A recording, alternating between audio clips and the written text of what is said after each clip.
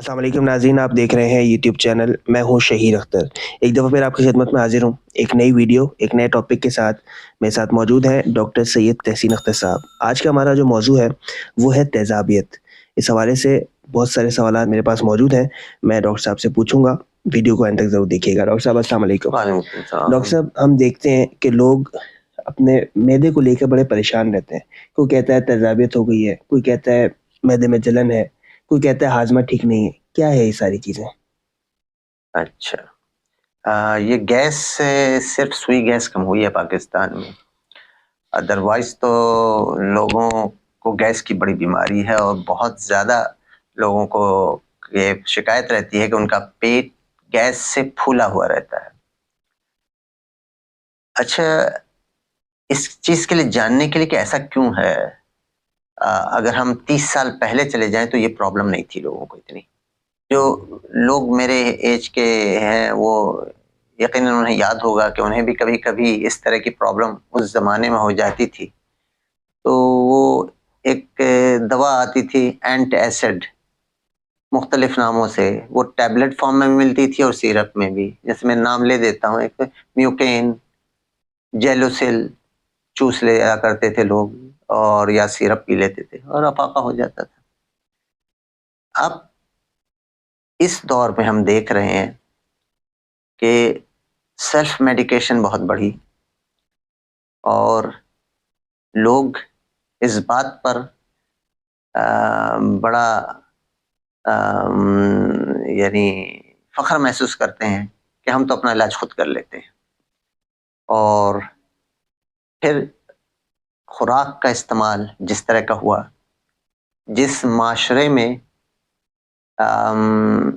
Food streets का इजाफा हो जाए, वो कौम कभी भी सेहतमंद नहीं रह सकती। जहाँ बैक्टीज मशरूम की तरह ग्रो करने लगे, वो कौम कभी भी सेहतमंद नहीं रह सकती। हमारे ज़माने में पक्की पकाई ताज़ा रोटी बस एक आया करती थी, तंदूर इधर उधर कहीं नहीं होते थे। अब तो खाल खाल ही किसी घर में रोटी पकती है, वरना ऐसा ही है। वरना तो रोटी के लिए लाइन लगी होती तंदूर पे और तंदूर की रोटी आती है। और अक्सर फूड पांडा का शुक्रिया कि फूड पांडा ने इस मुकाम तक पहुंचाया कि ये जो गैस है, बेसिकली देखिए गैस तो होती है मैदे में, मगर एक मुकर्ररा मकदार। अगर वो ज़्यादा हो जाएगी तो ज़ाहिर है लोगों को तकलीफ होगी, स्ट्रेच होना शुरू हो जाएगा, मैदा फूलेगा और वो फिर आपको तकलीफ तो देगा। फिर देखिए अल्लाह ने बड़ा, अल्लाह अक्ल कुल है, उसने मैदे में पैदा किया तेज़ाब, तो उसने कुछ सोच के पैदा किया तेज़ाब। अब ये तेज़ाब लोगों को फील नहीं होता, जो लोग ठीक हैं उनको फील नहीं होता, और जिनको फील होने लगता है तो वो ये बीमारी है कि मुझे तेजाबियत। तो तेजाब तो मैदे में है, फील नहीं होना चाहिए। अगर ये तेजाब बहुत ज्यादा हो जाए और जो डिफेंस मैकेनिज्म है मैदे का, उसको वो ब्रीच कर जाए, तो फिर वो अल्सर कर सकता है, इरोसिव गैस्ट्राइटिस कर सकता है और बहुत सारी ऐसी और दूसरी चीजें कर सकता है, जिसमें अद्वियात का लेना बहुत जरूरी हो जाता है। तो हमें ये जानना बहुत जरूरी होता है ना कि भाई है असल में क्या। लोग तो अपने तौर पर कहते हैं भाई मुझे तो तेजाबियत फील हो रही है, बस जा गए और दवा ले ली। आपको असल में आपके अपने डॉक्टर्स के पास जाना चाहिए और ये पूछना चाहिए कि तेजाबियत क्या है, क्यों हो रही है। वो परखेगा, जांचेगा और फिर आपको बताएगा कि आपको किस दवा की जरूरत है और आप कौन सी दवा लें। जाए कि आप इसके लिए हर वो दवा ले लें जो कि इसके लिए मुकर्रर नहीं है। तो ये जो मैदे की जलन हो गई, ये गैस की शिकायत हो गई, ये जो तेजाबियत हो गई, ये एक तरह से समझ आप लीजिए ज्यादातर लोगों के अपनी जो रहन सहन और खाने पीने का तरीका है और सेल्फ मेडिकेशन है, उसकी एक वजह है। और जब तक ये वजूहात वो दूर नहीं करेंगे, लाख आप वो मेडिसिन लेते रहें, ये मसला उनका हल नहीं होगा। جی ڈاکٹر صاحب، اگلا سوال میرا اسی سے ریلیٹڈ ہے، وجوہات سے ریلیٹڈ ہے کہ آپ جانتے ہیں بہت سے لوگ معدے کے حوالے سے پریشان رہتے ہیں اور یہی پریشانیاں ان کو لاحق ہیں. کیا وجوہات ہیں یہ ان پریشانیوں کی، معدے کے حوالے سے جو پریشان رہتے ہیں لوگ، کیا وجوہات ہیں اس کی؟ میں نے کچھ تو تذکرہ کر ہی دیا تھا، جی لیکن آپ ایک چیز سمجھ لیجئے، ہائیڈرو کلورک ایسڈ HCl، جنہوں نے کیمسٹری پڑھا وہ جانتے ہیں اس کا پی ایچ کافی کم. معدے کا عموماً پی ایچ ہوتا ہے 1.5 سے لے کر کے 3.5 تک. جب ظاہر سی بات ہے ایسڈ پروڈکشن پیک پہ ہوگا تو 1.5 آ جائے گا، اور جب یہ کم پروڈکشن اس کی ہوگی تو یہ 3.5 پہ آ جائے گا. تو یہ ویری کرتا ہے 1.5 سے 3.5. یہ معدے کا نیچرل ہے. اب اس کو کوئی کہتا ہے کہ میری تیزابیت محسوس ہو رہی ہے، تو تیزابیت محسوس ہونا بیماری ہے، نہ کہ تیزاب پیدا ہونا بیماری ہے. اس دو چیزوں کو فرق سمجھے کہ تیزاب کیا ایکسس میں پیدا ہو رہی ہے. کچھ بیماریاں ایسی ہوتی ہیں جس میں تیزاب واقعی ایکسس میں پیدا ہو رہی ہے. دوسری کچھ بیماری ایسی ہوتی ہے کہ تیزاب تو اپنے نارمل مقدار میں پیدا ہو رہا ہے، لیکن وہ جو سسٹم اللہ نے رکھا ہوا ہے کہ معدے کو تیزاب نقصان نہیں پہنچائے گا، اس کا ایک بیریئر ہے. اس بیریئر کو ہم نے اپنے غذا کے غلط استعمال سے، کچھ دواؤں کے سیلف میڈیکیشن کے حساب سے ہم نے اس کو بریچ کر دیا ہے. اب وہ تیزاب آپ کے معدے کو دیواروں پر بھی اثر انداز ہو رہا ہے، تو لہٰذا آپ کو تیزابیت محسوس ہونے لگی ہے، ورنہ نارملی وہ تیزاب محسوس نہیں ہونا چاہیے تھا. تو اس کی وجوہات کیا ہے، تو اس پہ تھوڑا سا میں ایک فیزیولوجی اس کی ہوتی ہے وہ سمجھا دوں کہ دیکھیں، جیسے ہی ہم دیکھتے ہیں بریانی پک رہی ہے، خوشبو آئی، ہمارے منہ میں پانی آنے لگا، ہم کہتے ہیں نا منہ میں پانی آ رہا ہے. ایسے ہی تو یہ جو اسمیل ہے، یا سن کر کے یا دیکھ کر کے منہ میں جو پانی آتا ہے، وہ بیسیکلی ایکسس سیلیویشن ہونے لگتی ہے. وہ کیوں ہو رہی ہے؟ کیونکہ ریفلیکسلی وہ ایک ویگس نرو ہے، اس ویگس نرو کے تھرو ہمارے ہائیڈروکلورک ایسڈ کی پروڈکشن بڑھ جاتی ہے. یعنی آپ ادھر اپنے فوڈ پانڈا دیکھا، ادھر آپ کے منہ میں رال آیا، اور ادھر آپ کے گیسٹرک ایسڈ سیکریشن جو ہے بڑھ گئی ہے. تو یہ ایک میکانزم ہے جو کہ وداؤٹ فوڈ انکریز کرتا ہے آپ کا ہائیڈروکلورک ایسڈ. اور دوسرا یہ ہے کہ جب غذا معدے میں جاتی ہے تو ڈائریکٹلی پھر کچھ سیلز ہیں جنہیں جی سیلز کہتے ہیں، وہ گیسٹرن ریلیز کرتے ہیں، اور گیسٹرن پھر جو ہے نا ہسٹامین ریلیز کرتی ہے. وہ انٹروکرومافن سیلز ہوتے ہیں، لائک سیلز ہوتے ہیں، وہاں سے یہ گیسٹرن ہو گئی، اور یہ جو ہسٹامین ہو گیا یہ H2 ریسپٹر کے تھرو، اور وہ جا کر کے جو پیرائٹل سیلز ہیں جہاں سے ہائیڈروکلورک ایسڈ پیدا ہوتا ہے، اس کے اندر ایک پروٹون پمپ ہوتا ہے، اس کو اسٹیمولیٹ کرتے ہیں، اور پھر ہائیڈروکلورک ایسڈ زیادہ سیکریٹ ہو کر کے آتا ہے کہ اب غذا میں کو ضرورت ہے زیادہ ہائیڈروکلورک ایسڈ کی. تو 3.5 سے پی ایچ گھٹ کر کے 1.5 پہ آ جاتا ہے. تو اس طرح سے ایک میکانزم ہے. لیکن جب 1.5 پہ آتا ہے تو ایک اور سیلز ہوتے ہیں ڈی سیلز.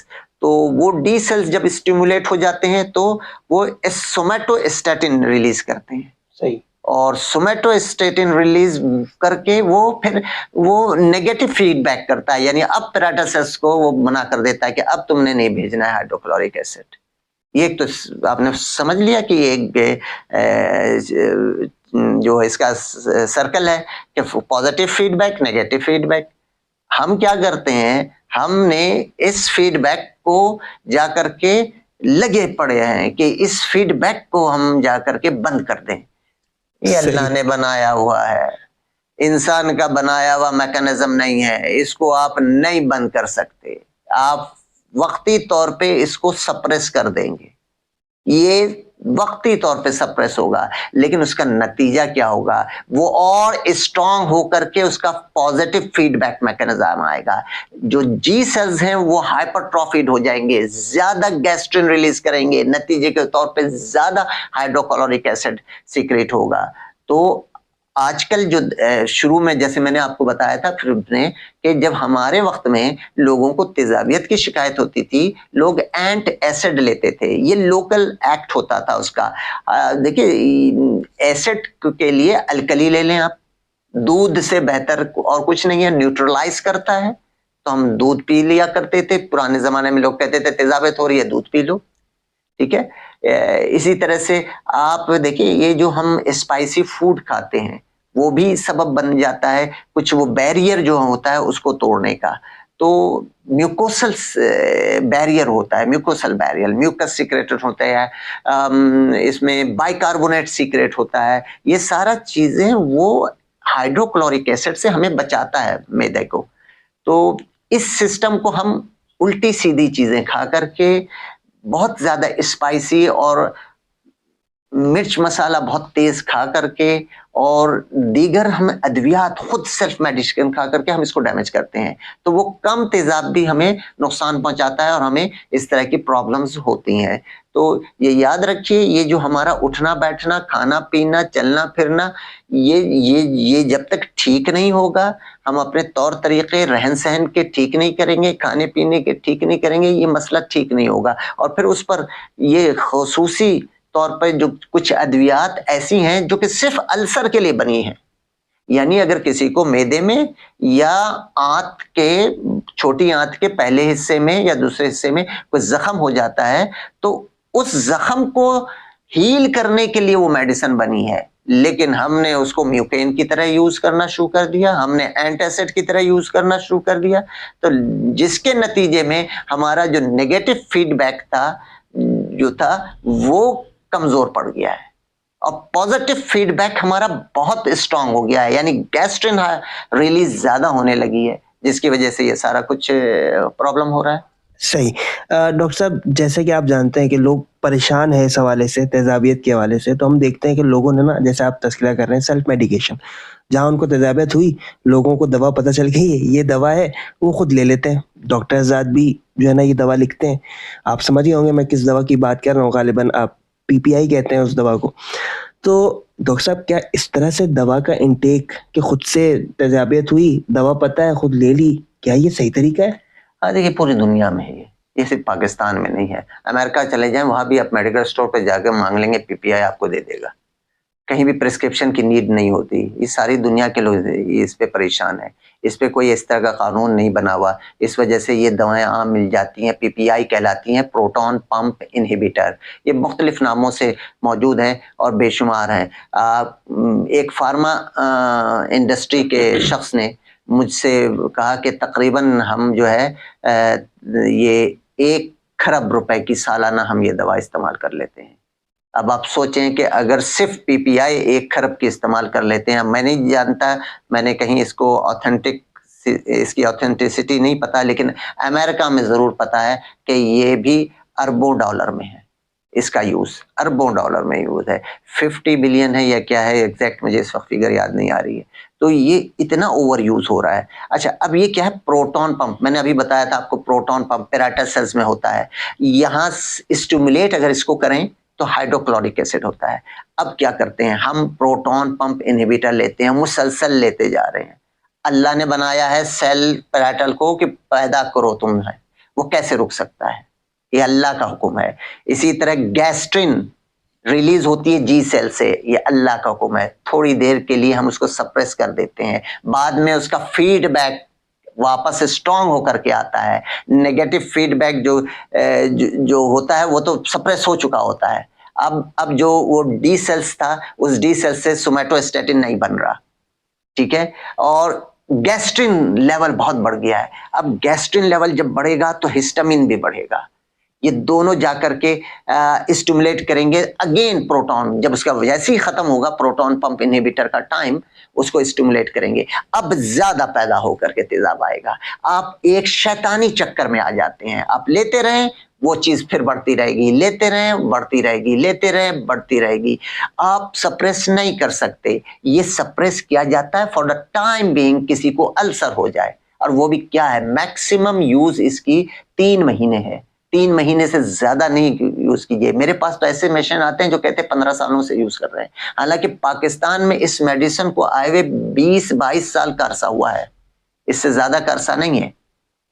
تو آپ سوچیں 15 سال سے ایک شخص لے رہا ہے پروٹون پمپ انہیبیٹر. اس کے بڑے نقصانات بھی ہوتے ہیں. پروٹون پمپ انہیبیٹر مستقل لینے کے بڑے نقصانات ہیں. یہ کبھی آپ اس پہ ٹاپک پہ رکھیے گا تو پھر ہم آپ کو بتائیں گے کیا کیا نقصانات ہیں. لیکن لوگوں کو یہ سمجھنا صحیح ہے کہ تیزابیت کیوں ہوتی ہے؟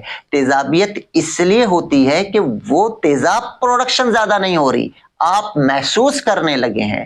تو اگر کوئی کہے کہ مجھے دل کی دھڑکن محسوس ہو رہی ہے، تو کیا میں دل کو دھڑکنے کو بند کر دوں؟ بالکل نہیں۔ دل کی دھڑکن اگر محسوس ہو رہی ہے تو اس محسوسات کو ختم کرو۔ کہ تمہیں اختلاج قلب ہو رہا ہے، دل کی دھڑکن محسوس ہو رہی ہے، تو دل کی دھڑکن کو بند مت کرو یا اس کو سپریس نہ کرو۔ ہاں، اس کی اسپیڈ اگر 100 سے زیادہ ہو گئی ہے تو پھر اس کی اسپیڈ کم کرنے کی، ہم دل کی دھڑکن کو کم کرنے کی کوشش کرتے ہیں۔ لیکن اگر اسپیڈ زیادہ نہیں ہے تو پھر دیکھتے ہیں کہ بے ترتیبی تو نہیں ہے، بے ترتیبی ہے تو دوا دیتے ہیں۔ لیکن اگر صرف فیل ہو رہا ہے کسی گھبراہٹ کی وجہ سے یہ، تو اس کی فیلنگ کو ختم کیا جاتا ہے۔ اسی طرح سے یہاں تیزاب کا مسئلہ ہے، اگر تیزاب محسوس ہو رہا ہے تو اس محسوسات کو ختم کرنے کے لیے دوا کچھ اور ہے، یہ دوا نہیں ہے۔ کیونکہ کسی اکثر لوگوں کو معدے میں السر نہیں ہوتا، ان کے ڈیوڈینم جو پہلا جو پارٹ ہے چھوٹی آنت کا، وہاں السر نہیں ہوتا، نہ ہی کسی اور قسم کی ایسی چیز ہوتی ہے، نہ ہی ان کو گرڈ کی شکایت ہوتی ہے، لیکن پھر بھی وہ یہ لے رہے ہوتے ہیں، اور اس طرح سے لے رہے ہوتے ہیں جیسے کھانے کا لازمی جزو ہے کہ ڈاکٹر صاحب مجھے تو جب تیزابیت ہوتی ہے میں ایک گولی پی پی آئی لے لیتا ہوں اور پھر مجھے ٹھیک ہو جاتا ہے۔ تو تقریباً دن میں ایک دفعہ تو میں لے ہی لیتا ہوں، کوئی دن ایسا ہوتا ہے جب نہیں ہوتا۔ اور میں نے پوچھا وہ دن کب ہوتا ہے؟ جس دن بیگم آپ کی کھچڑی بناتی ہوں گی۔ بولے ہاں جی بالکل، جب کھچڑی بناتی ہے تو مجھے لینے کی ضرورت نہیں ہوتی ہے۔ صحیح، ٹھیک ہے ڈاکٹر صاحب، بہت شکریہ آپ کے قیمتی وقت کا۔ ناظرین، یہ تھی آج کی ویڈیو، امید کرتے ہیں بہت کچھ اس سے آپ کو نئی چیزیں پتہ چلی ہوں گی۔ آج کے لیے اتنا ہی، انشاءاللہ آپ سے ملاقات ہوگی کسی اور ویڈیو میں کسی اور ٹاپک کے ساتھ۔ اپنا بہت خیال رکھیے گا۔ السلام علیکم ورحمۃ اللہ۔